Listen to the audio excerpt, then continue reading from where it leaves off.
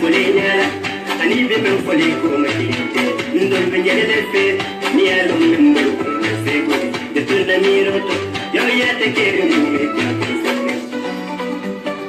baby wala tala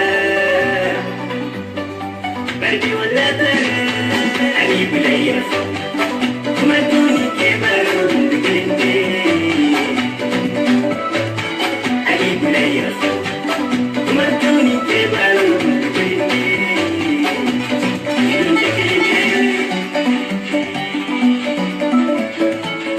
yeye bari malo yima fefendi na koto bari darbe nuri no maji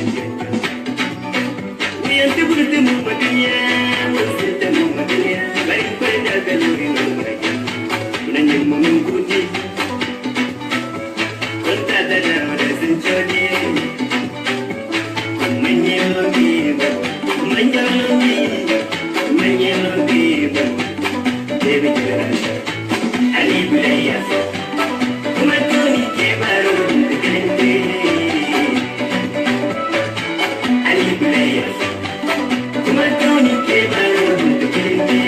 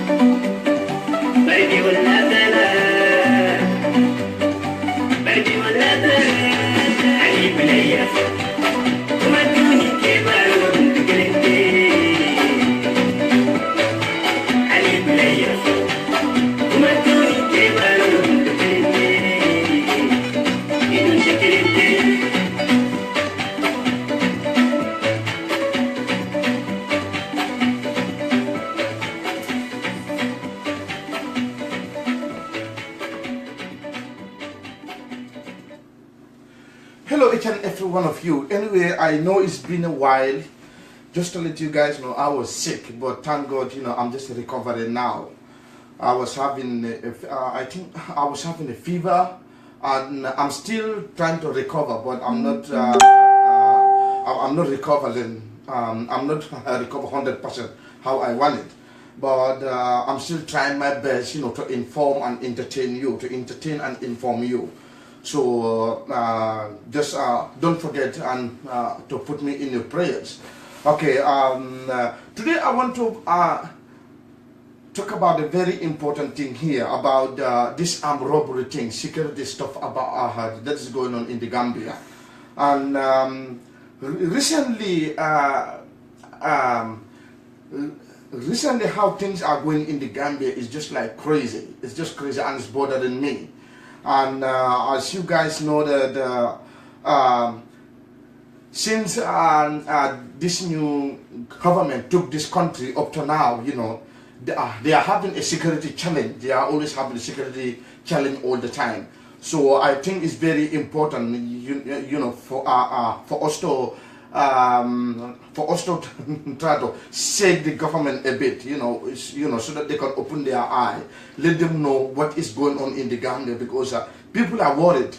I think last month I saw the Gambia head of the Gambia police, and he was complaining that Gambia is safe, and but they are having some security challenge, blah blah blah. Okay, which I know Gambia is safe, but I don't think it's safe like 100%, because they are robbing people all the time in their own businesses. We all see what is going on in the Gambia. So I think you guys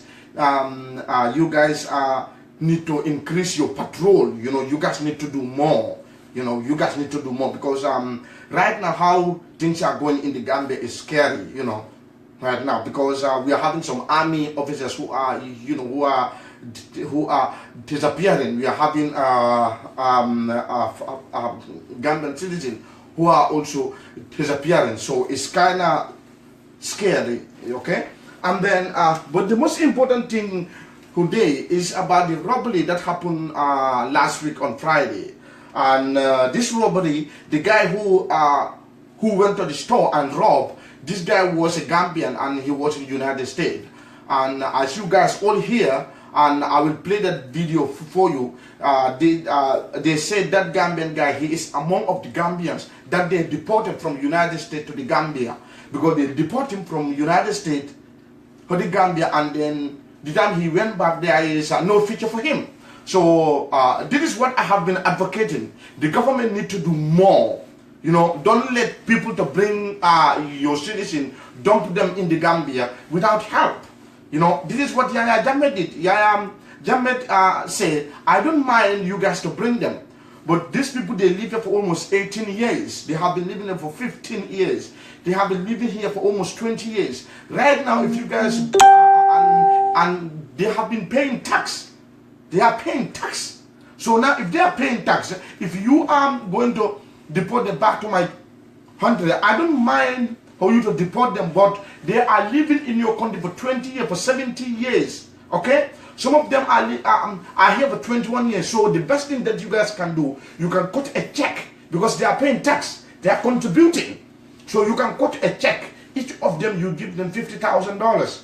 That $50,000, when they come to Gambia, they can take that $50,000 and open a business and help themselves. You see, that is what Yaya Jammeh was advocating. But here's what happened. Unfortunately, it did not go through. And the new Barrow government comes, so without even trying to negotiate. And it's very important, you know. It's very important for the Barrow government to do their best and negotiate, you know, let them show this, their European partners and the American partners that we are here for a transition. Okay, we are here for 3 years and we have too much of stuff that, you know, they are very, very important that we need to do. So we want you, our European partners, for you guys to give us almost 3 years for us to solve this thing. But we need all the bans that you guys are putting on the Gambia. You guys can lift that ban. They can do that negotiation because they are there for 3 years. They can, you know, they can go and lobby. Let their European and the American partners know that right now this is what is going through, because Gambia was under a dictatorship for 22 years. So it's going to take time for them to heal. So it's very important for you guys to give us time. But unfortunately, they just start rushing, boom, boom, boom, boom, and then they start deporting Gambians. Okay? And unfortunately, I heard that the guy who went to rob one of these stores, he's a Gambian who was living in the United States, because he was frustrated, and then you know, the government also have no plan for these returnees. If you guys can remember, the president of the Gambia was in England almost last week. He was in England last week, and there were some journalists, and those journalists were asking the Gambia president, what plan do you have for your Gambian citizens who they are returning back to Gambia? That is what they asked him. What plan do you have for your Gambian returnee, the Gambians who they are returning back to the Gambia? But the president starts saying that, okay, what Gambians need to understand, Europe is overloaded. They don't ask you, Mr. President, if Europe is overloaded. That's none of your business. They don't ask you if Europe is overloaded. If Europe is overloaded, why do you want to England? Why do you want to Germany if Europe is overloaded? They don't ask you about if Europe is overloaded or not. It's just a mere question. What you know, what plan do you have? At the end of the day, he said, okay, Europe is overloaded because what Gambia need to understand me. I was in England. From England, I went back to Gambia. I started my business. You know, I had a small store. You know, Mr. President, they don't ask you your biography. You know, they are not asking about your biography. You know, what they are asking is, they want to know what plan do you have for those Gambians who are coming. Okay? They did not ask you your biography. They did not ask you to come here and tell the Europeans that, hey, you know what, me, I started my business like this. I was from Europe. I live in Europe, as you know. But what the president also need to understand, the president also was saying, okay, I was in England. Sorry, I'm not feeling well, but I'm just doing my best. I'm dehydrated right now. Give me few minutes, my people. I'm doing my best. Bismillah.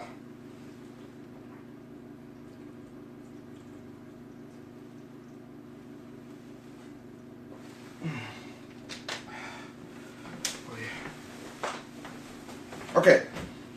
What the president should say? The question that they asked the president and what he's answering. These are two different stuff. Okay, and then they asked the president, what plan do you have for your people that they are returning back, the Gambian who they are migrating, or who they are deporting back to your country? At the end of the day, he starts saying that, okay, I was in England and I have to leave England. I went back to Gambia. I started my own business. I have blah, blah, blah. Okay. But what the president also need to understand is very simple. I'm sorry. What the president need to understand, okay, the president is saying that he was in England and then he left England, he went to Gambia to open his business. But the president also need to know the time he was going back to Gambia, he was having some capital so that he can start a business. What about those Gambians who they are returning? Did they have any capital to start their own business? This is what you need to understand, Don't think, okay, I went to Gambia, I made it, and then these people also, they should come, they will make it. Where is the capital? You cannot start a business without a capital in your pocket. You must have the capital. Because the time you are coming from England, going to start your own business, you were having some capital. Those are the capital that you take, you invest. Okay? So these are stuff that you need to understand. And then, you see, this guy also, they deported him back in the Gambia, and at the end of the day, guess what happened? He went to a store to rob. So I'm going to show you that video clip a bit so that you guys can understand exactly which video I'm talking about.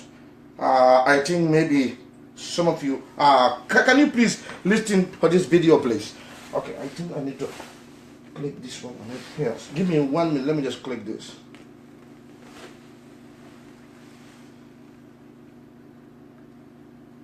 Okay.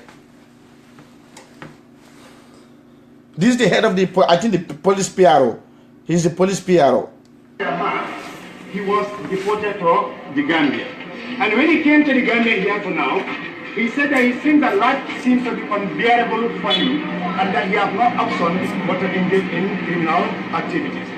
When he was, his opinion was resounded as whether his action has something to do with attitude rather than only just what is the circumstances of the harsh situation that is alleged.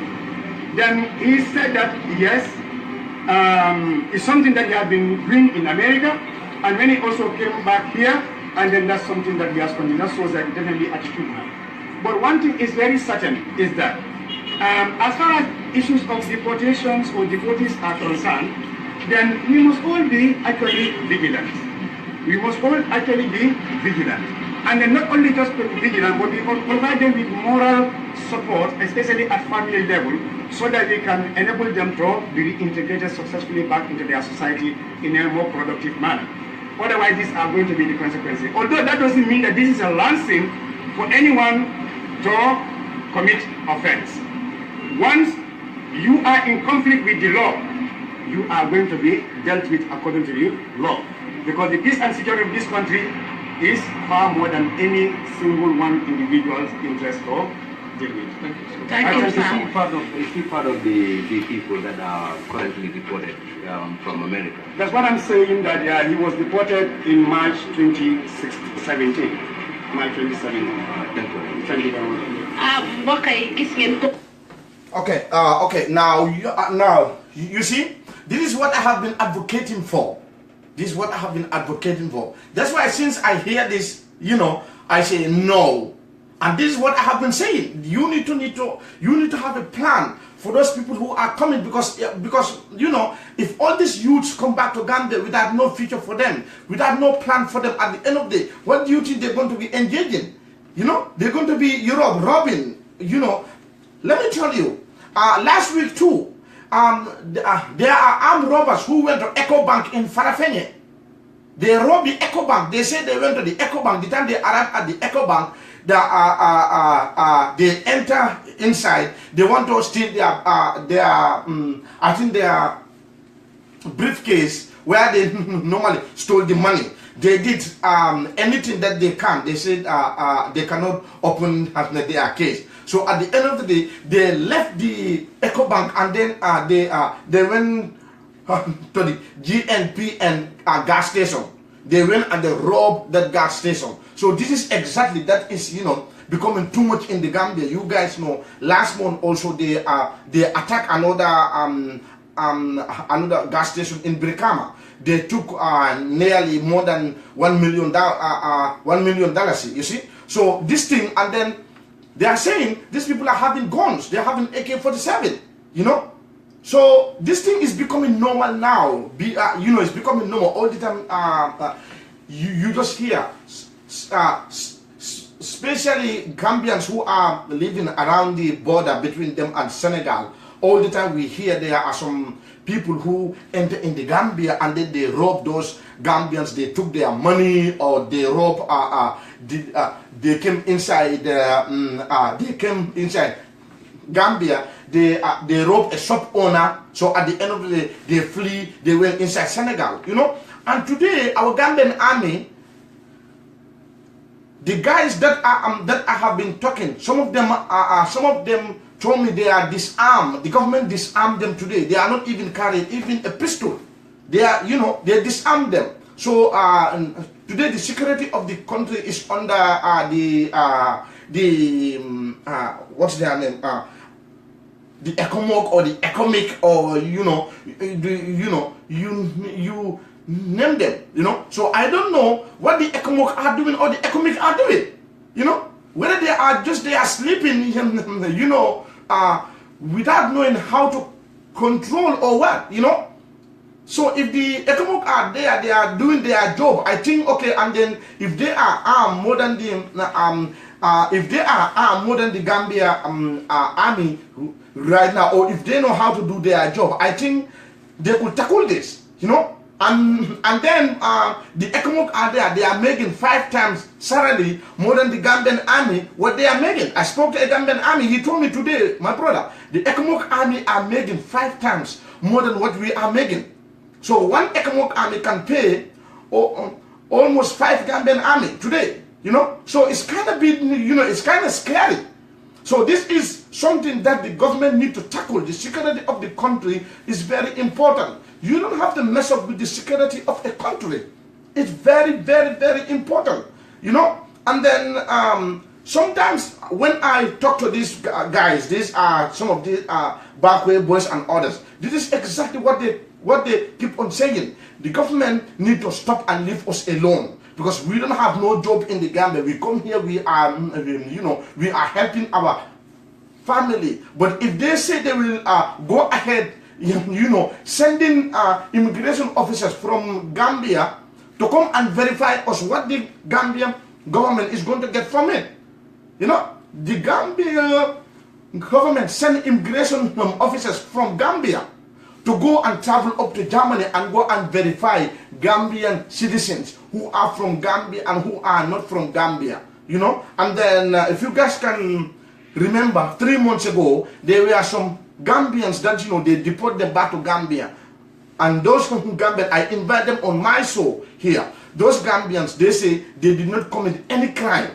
They don't even smoke. And those Gambians, they are roommates and they are friends. They also made a call on this show. They say that those boys, they did not commit any crime. It's just because they don't have papers. This is the only reason that they deport them back. But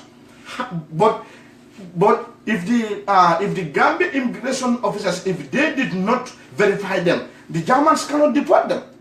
They cannot deport them, because if you are going to deport somebody back to someone back to he or her country, there's few things that you need. You need to have that person's passport. If you don't have his passport, you need his ID or a paperwork from the Gambian chancellor in Germany, who can say, okay, he's a Gambian. Okay, or else the government of the Gambia will send immigration to come to, they will come to Gambia, they will come to Germany and verify and check if those people who German are saying they are Gambians, if they are Gambians or not. But what is the government going to get by sending immigration to come to Germany and verify those Gambians? You see, what are you guys going to get? This is what I don't even understand.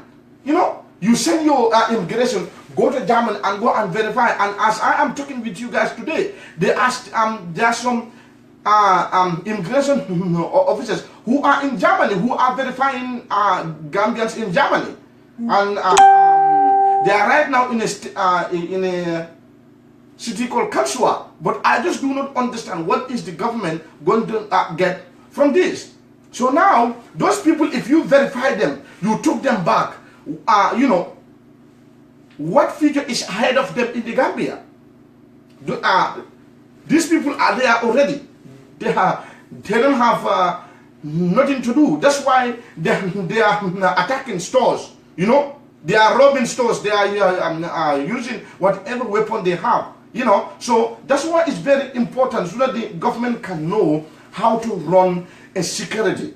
You know, security of a country is very, very, very important. So I think the government can use this and show European partners, their European partners, that hey, this is what is going on. And then I also knew that the European Union give, I think they said they give them, first one was 10 million euros. The second one was they say the second one is 3.9 million euros, so that they can help these people when they come from you know, these migrants. Where is that money? This is what I don't even understand. Where is that money is? Where is that money? This is very important. The security of the country is very, very, very important. The government needs to be very careful. The security of the country is very important. So I think the government need to do their best and tackle their security and make sure Gambians are safe. Today, last time I heard the police is saying people who should not, if people want to go out, let them go out, you know, do their things, because there are some people who are scared to go out during the night, you know, because of they say because it's not safe. You can even go out, somebody can come and grab your Brazilian hair, you know. Some women are complaining if they go to a naming ceremony or a party, you know, they used to take their Brazilian hair and put it in their bag. When they arrive at the party, they put on their Brazilian hair, and then after the party, they remove the Brazilian hair and put it in their bag and hold it, or else somebody will come and grab it from their head. So this, you know, we are just hearing all these things going on and on and on and on. And this is very important that I want you, the Gambians, to understand. We need to pressure the government, let them know that these issues, they were not happening frequently in Jammeh's time. The time Jammeh was there, all this bullshit were not happening all the time. You know, but this thing, it keep on happening. Last week we have two. We have Farafenni, we have Kololi. We have Farafenni, we have Kololi. This part of the Gambia and the other part of the Gambia. So it keep on happening. So this is something that, you know, is kind of scary, which, you know, is very important for us to do our best, you know, and engage our government. Let them know that this is we are having a security alert, that, you know, you guys need to step up. You guys need to make sure you arm the army. You arm the army. Let them start patrolling. You know, let them go to, you know, hit different kind of you know, especially our border between Gambia and Senegal. Those people, they are suffering all the time. I hear it on the news all the time. They attack their stores, they took this, you know. So it keeps on happening. So I think the government also need to do more, and the government also need to come with a plan with the money that they get from the European Union. The government need to come with a plan with the money that they get from the European Union so that they can tell Gambians that, hey, this and this and this and this is what is going on. Okay? And then the other thing that I want to hit about all this come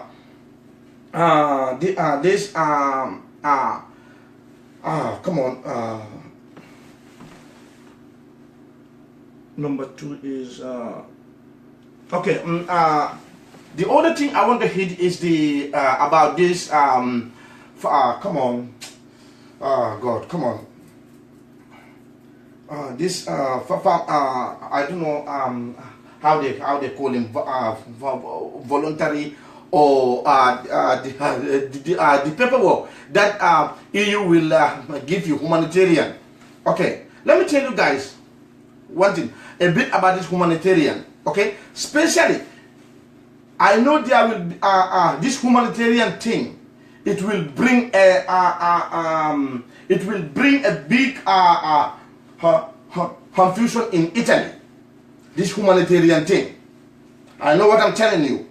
This year, Abandula or early next year, you guys will see too much of boys who will start, complaining about this humanitarian thing. Okay, what you guys need to understand, humanitarian paper that they are giving you. They are giving you a humanitarian paper, but they can take it anytime. Yes, if they give you humanitarian, they can take that humanitarian paperwork from you anytime. They can take it from you. And now, the $1 million question is, if they give you a humanitarian paperwork, why are they taking that humanitarian paperwork from you? Why? This is what I want people to understand. Before, if they issue you a humanitarian before, they will give you a humanitarian and a travel document. Okay? Because you cannot get your travel document from your country. You cannot. You cannot go and get a biometric or else. Some of you don't even have your family members there who can help you get the passport. So, but the others who are there before, those ones, they give them humanitarian and then they give them passport. So why today are they not giving you guys humanitarian plus the passport? So what they are doing now is to fool you people and give you humanitarian for 2 years, and then they will ask you guys to go and get your passport. When you guys get your passport at the end of the day, they will take that passport and copy it and hide it. When they hide it at the end of the day, they will tell, okay, here's your original passport, you can use it. Then 2-3 years time or 2-3 months time, they can say, okay, we give you humanitarian, we took it from you because your government say there's peace in your country or there's this. Now, you cannot say you are not from Gambia because you bring your passport already. They copy it already and then they have the copy. So that is what they can use. So now, they don't need no Gambian immigration to come and verify you because they have the evidence already that you're from Gambia because you bring the passport. You see? Common sense. Okay? And then, right now, the other thing that they are also doing is they will go and then if you say you cannot have a passport, they will say you can go to the Gambian chancellor and tell the Gambian chancellor that you cannot have a passport in Gambia, so you need the chancellor to write an email and say you are a Gambian, so that they can give you that passport. You see how smart they are. You see, these people are very smart. That you guys also need to listen what I'm saying. Now, what they are doing, they will tell you, okay, now if you cannot have a Gambian passport, no problem. Go to your chancellor, tell your chancellor, your Gambian chancellor in Germany or Italy, tell him to write a letter that you are a Gambian, you need a passport, but you cannot have a passport because you live in Italy or Germany. So if you bring that paperwork, they will ask you to take it to the police. So the police will stamp it and sign. If the police stamp it and sign, then you will bring that one, you give it to them. Then by that time, they will give you a EU passport that you can use, you can able to travel. These people are doing anything that they can to close these doors for you people. So now, if you go to the police stamp it, you bring it, you give them, they will take it and copy it. When they copy it, they will hide the copy because now they have evidence already that you are the one who bring the evidence that the Gambia chancellor say you are Gambian. Now you cannot say you're not, because they have the copy already. So at the end of the day, they can say, okay, we give you humanitarian, we took it from you, because it's our paper. So now, because your government say you guys are good. So that is what they are doing now, trying to get all of you guys, you know, giving you humanitarian, you know. But what you guys should ask yourself, why they did not do the same to the for the other ones that, you know, they give them humanitarian before. Why those one before, and why us now? Why you guys now? Is because this is the plan that is going on. This is what I want you guys to understand, okay? And then I hope the Gambia government also will do their best and make sure, let them help these people, because, you know, I know you guys are deporting people. I know they are deporting people, because even last week I talked to all. They said they deport almost 6 people. Last week, 6 people have been deported back to Gambia. 6 people. I think last week Wednesday, because, you know, I cannot even read all my messages because I was having too much of messages. So I was sick and I did not have time to, you know, try to communicate with the partners so that I can able to get all those information. But I know 6 people have been deported, but I don't know when last week. So this thing is happening. So you guys need to be aware. You know, make sure you guys, you know, be a law-binding people. You know, respect their law. You know, and make sure, you know, stay out of crime. Stay out of crime, because, you know, if you guys think that, you know, the government who will be there to help you people on this, that is normal. Because if the government is going to help you, I don't think the government will send immigration to come and verify you.